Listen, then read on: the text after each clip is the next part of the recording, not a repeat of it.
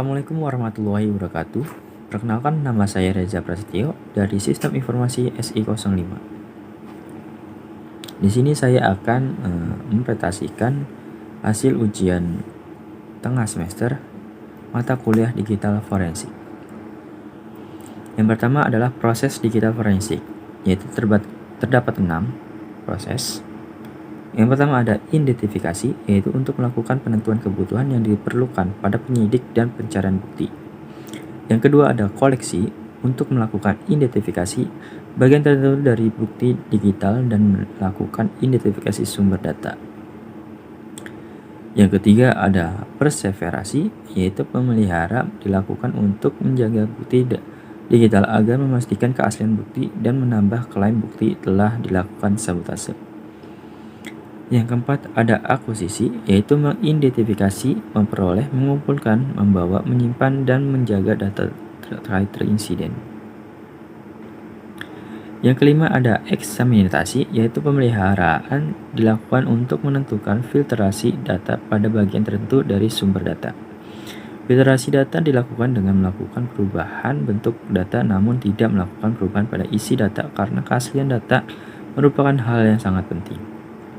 Yang keenam ada analisis, di mana tahap untuk melakukan penentuan tentang di mana data tersebut dihasilkan, oleh siapa data tersebut dihasilkan, dan bagaimana data tersebut dihasilkan dan kenapa data tersebut dihasilkan. Dan yang terakhir adalah pelaporan.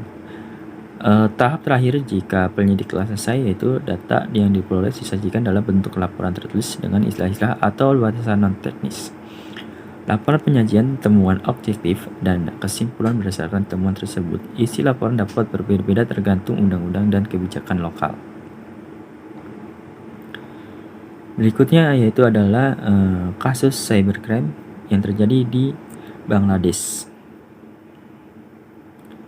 Kronologinya, pada bulan Januari tahun 2015, tim peretas mengirim sebuah email surat lamaran kerja dan berisi malware, di mana 3 orang mengudu dan peretas berhasil masuk ke sebuah sistem bank Bangladesh. Selain itu, di tahun ini juga tim peretas membuat 4 rekening di bank Filipina.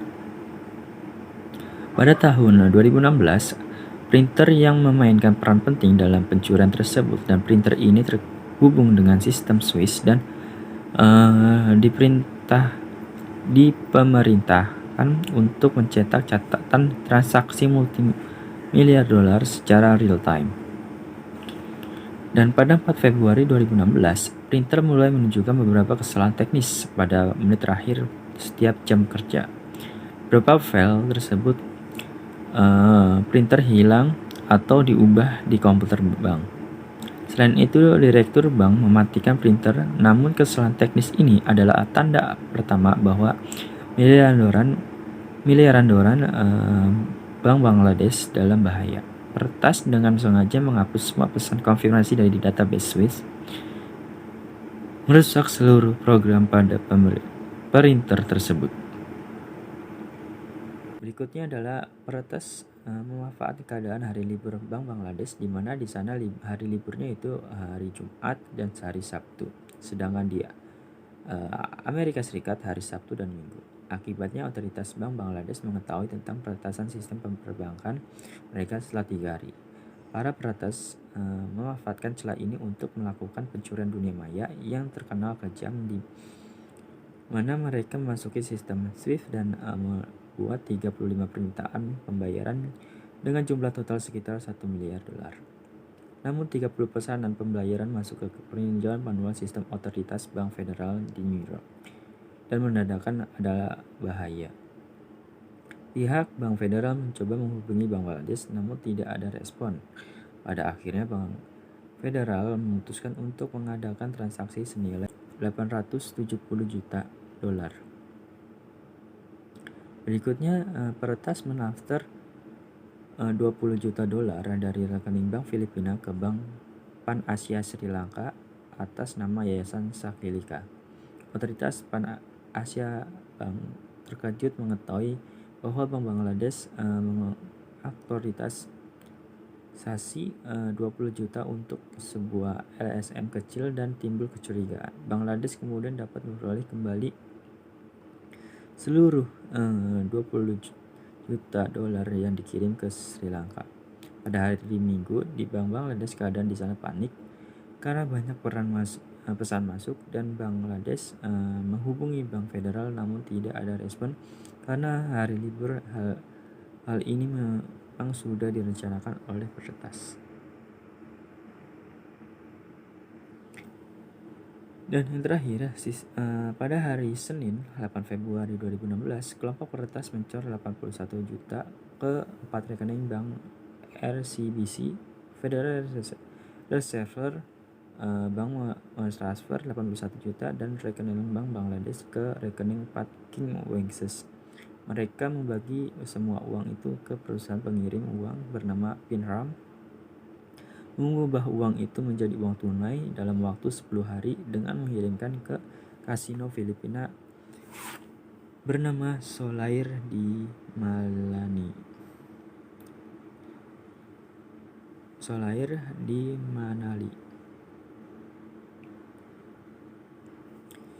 Berikutnya ada perangkat yang digunakan dan peran digital forensik, yaitu perangkat yang digunakan pertama email. Peretas mengirimkan email di dalamnya terdapat malware. Lalu printer digunakan untuk mengacaukan sistem keamanan. Sedangkan peran digital forensik yaitu menganalisa kejadian tersebut, mengambil beberapa barang bukti dari beberapa perangkat, mengetahui siapa dalam peretasan ini.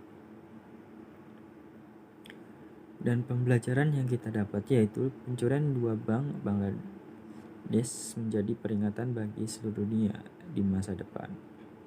Perampok tidak perlu membobol lemari besi bank untuk mencuri uang. Namun mencegah kejahatan secepat ini, bank perlu mengatasi dengan teknologi canggih dan sistem keamanan. Lalu jangan mudah percaya ketika mendapatkan email di dalamnya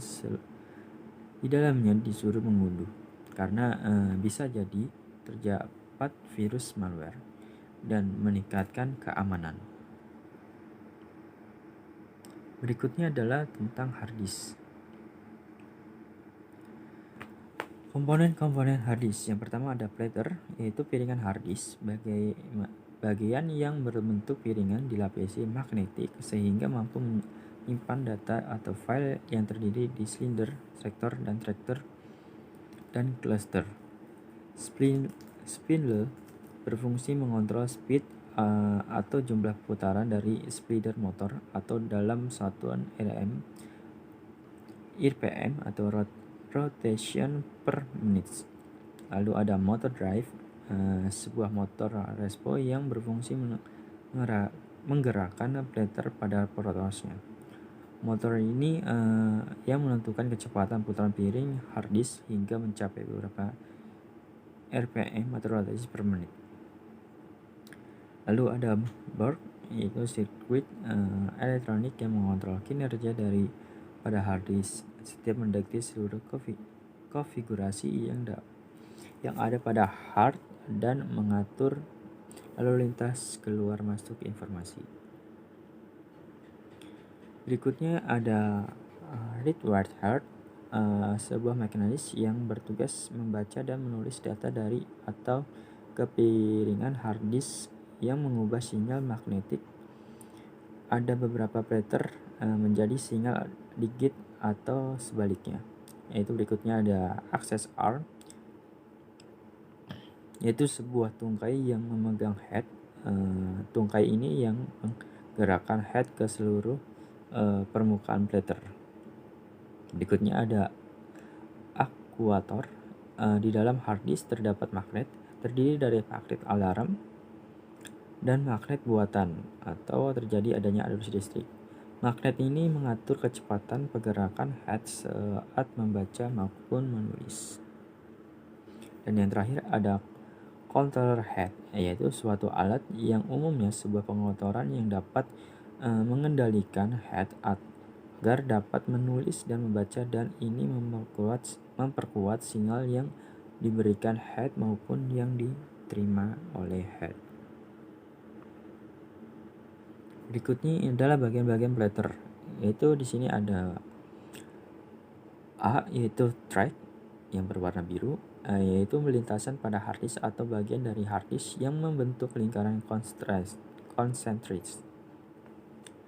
Yang kedua ada cluster atau huruf B atau berwarna ungu, maksud saya warna pink.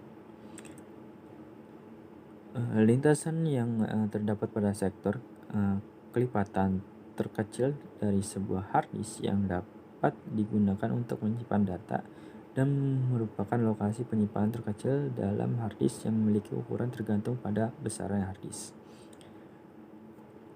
Yang terakhir yaitu warna ungu, yaitu ada di huruf C atau sektor, yaitu jumlah lintasan yang terdapat pada sebuah track, dan sektor adalah bagian dari sebuah track.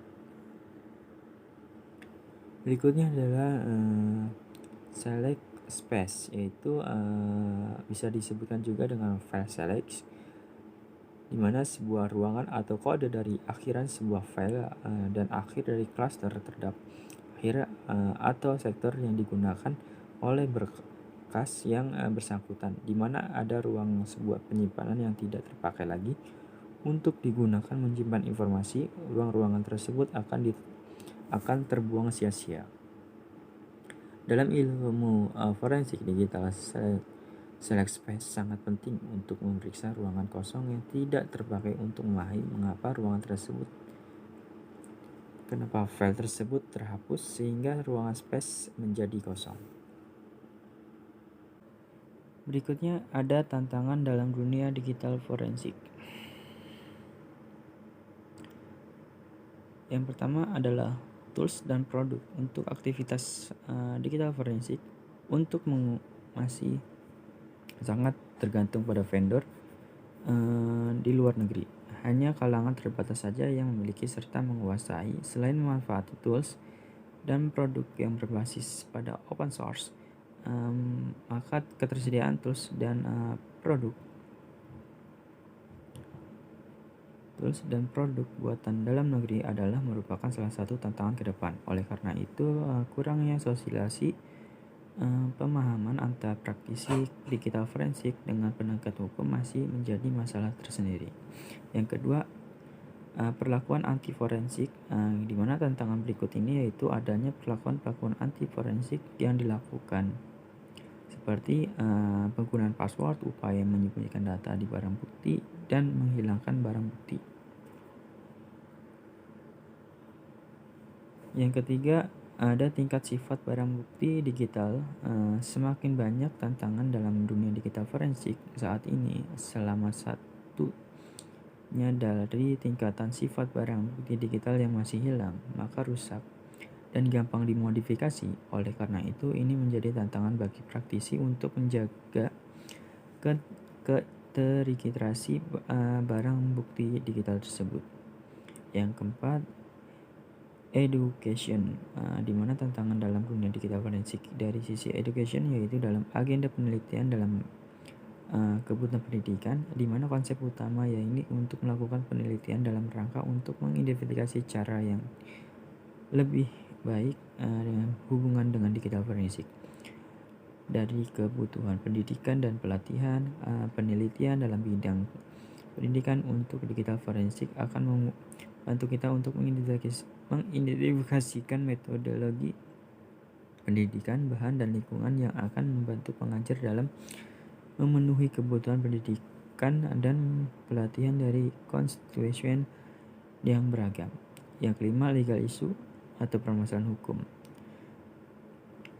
Berkaitan dengan digital forensik dianggap sebagai tema yang menyeluruh yang akan sulit untuk dimasukkan ke dalam arki tunggal. Kategori hukum meliputi constitutional law, property law, contract law, cybercrime, criminal produce, evidence law, cyber war, serta berbagai isu kasus lainnya. Yang keenam, mencakup mahalnya harga peralatan canggih dan akhir untuk membantu proses digital forensik serta laboratorium dan SDM pendukung. Baik, sekian presentasi dari saya. Kurang lebihnya mohon maaf. Wassalamualaikum warahmatullahi wabarakatuh.